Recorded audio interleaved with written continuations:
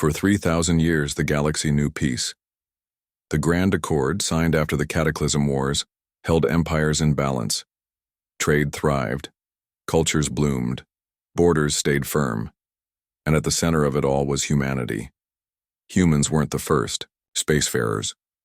They weren't the most advanced, but they were the glue that held the Accord together.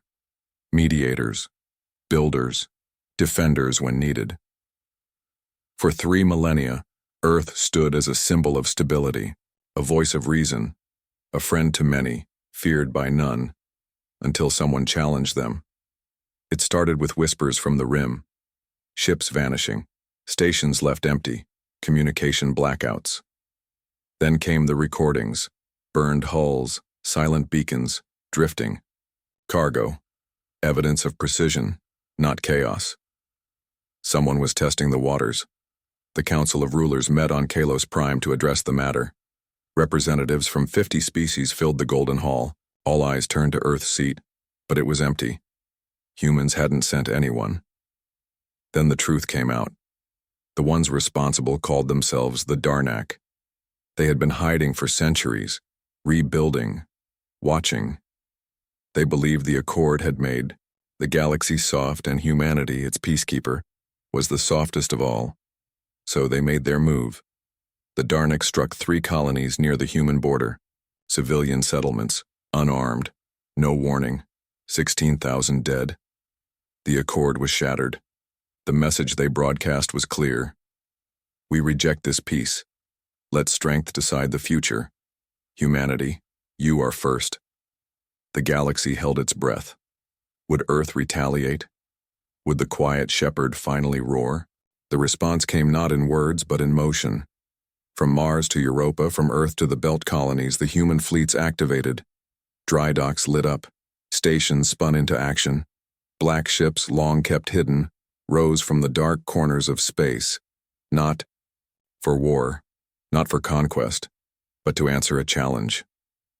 The Unity Fleet, Earth's silent protector for generations, now moved openly. Admiral Leon stood on the bridge of the Resolute, the fleet's command vessel. He looked at the Darnak positions lighting up the star map. He didn't blink. They want strength, he said quietly. Let's show them how we held peace for 3,000 years. The human fleet didn't arrive with fanfare. It didn't announce itself. It arrived with a smile. The Darnak ships, sleek and spiked, outnumbered the humans 2 to 1. They believed that humans were only strong with allies. Alone they would fall. They were wrong. In the first hour, half the Darnak armada was gone. Not destroyed, disabled. Their engines stopped. Their weapons shut down. Their targeting systems scrambled. Human ships moved with a precision the galaxy hadn't seen in ages. Every maneuver calculated, every strike measured. They didn't destroy unless they had to. But when they did, it was surgical. One Darnak commander broadcast in panic. They're not fighting. They're dancing. By the second day, the Darnak pulled back to their stronghold around the gas giant Vora 6. There, they planned to regroup. Humanity didn't pursue blindly. They waited. Admiral Leon opened a direct line to the Darnak war leader. The man's face was calm, even amused. You challenged us, Leon said. Not for territory, not for honor, but to test our patience, to see if peace made us weak. He leaned forward. You were wrong. Then the humans jumped. Not with ships, but with information. They released every byte of gathered intelligence on the Darnak. Their ship layouts, supply routes, leadership patterns. Every secret the humans had quietly collected over centuries. The Darnak realized they had never gone unseen. Even in hiding, humans had been watching, waiting, preparing. On the 3rd day, the final battle began, but it wasn't a battle. It was a lesson. The human fleet moved like a storm through the Darnak defenses. Ion nets disabled capital ships. Precision missiles opened paths. Drones slipped through and shut down life support, without harming the crews.